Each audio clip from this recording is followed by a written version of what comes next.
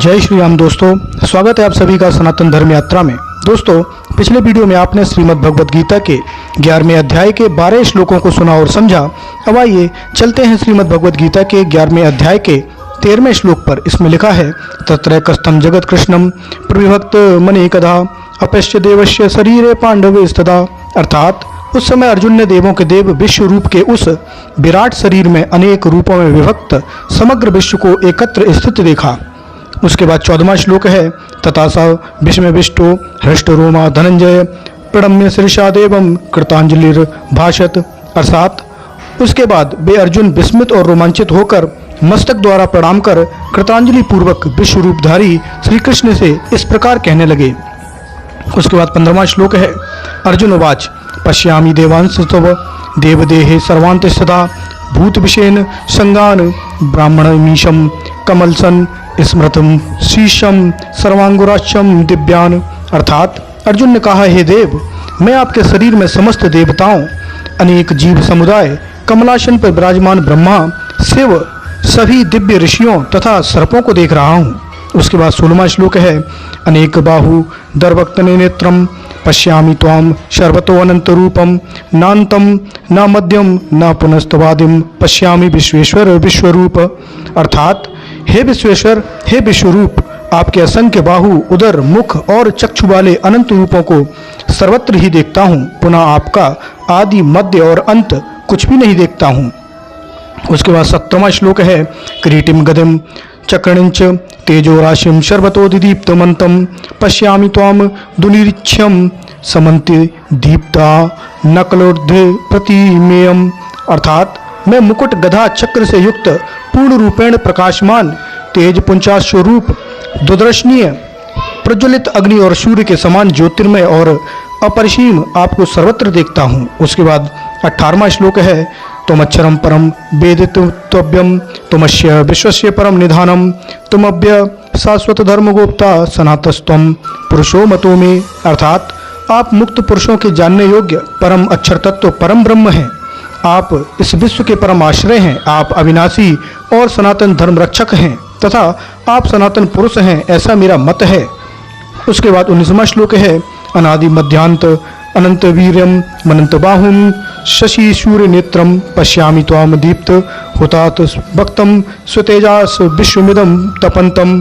अर्थात मैं आदि मध्य अनंत रहित अनंत वीरशाली अनंत भुजायुक्त चंद्र सूर्य जैसे नेत्रयुक्त प्रज्वलित अग्नि के समान मुख वाले तथा अपने तेज से इस विश्व को संताप देने वाले आपको देखता हूँ। उसके बाद 20वां श्लोक है, ध्यावा पृथ्वी व्योरिदम मंतरम ही व्याप्तम त्वक्येन दिशाश्य शर्वा दृष्टवाद्योत्तम रूपमिदम तबोग्रम लोकन्यत्यम प्रवत्स्तम महात्मना। अर्थात अकेले आपसे ही स्वर्ग और पृथ्वी के बीच का भाग अर्थात अंतरिक्ष तथा सभी दिशाएं व्याप्त हैं। हे महात्मन, आपकी इस अद्भुत मूर्ति को देखकर तीनों लोग अनंत भयभीत तथा व्यथित हो रहे हैं। उसके बाद 21वां श्लोक है, अमिहि त्वाम सुरसंगम विशंति कोंच गीता प्रांजलयो गणंती शस्ति युक्ता महर्षि सिंह संगा बीछन्ते त्वाम स्थितु भी पुष्कला भी। अर्थात हे समस्त देवगण, आप में ही प्रवेश कर रहे हैं। कोई कोई भयभीत होकर हाथ जोड़कर स्तव कर रहे हैं। महर्षि और सिद्धगण स्वस्ति वाक्यों का उच्चारण कर प्रचुर मनोरम स्तवों के द्वारा आपका दर्शन कर रहे हैं। उसके बाद 22वां श्लोक है, रुद्रादित्य बशवो ये चाशाध्या विश्वसिनो मरुतु चोष पाश्य गंधर्वयच्छा सुरसिद्ध संगा बीछन्ते त्वाम विस्मिताश्य सर्वे। अर्थात जो 11 रुद्र और 12 आदित्यगण, अष्टवसु, शाद्य देवगण, विश्वदेवगण दोनों, 80 कुमार, मरुदगण, पितृगण, गंधर्व, यक्ष, राक्षस और सिद्धगण, वे सभी विस्मित होकर आपको देख रहे हैं। उसके बाद 23वां श्लोक है, रूपम महते भक्त नेत्रम महाबाहो बहुबाहु रूपापदम बहुदरम बहुदृष्ट करारम दृष्टवालोका प्रवस्थित स्थितहाम। अर्थात हे महाबाहो, अनेक नेत्रों वाले, असंख्य बाहु, उरु और पैरों वाले, अनेक उदरों वाले तथा अनेक दांतों के कारण विकराल आपके विराट रूप को देखकर सभी लोग तथा मैं अत्यंत भयभीत हो रहा हूँ।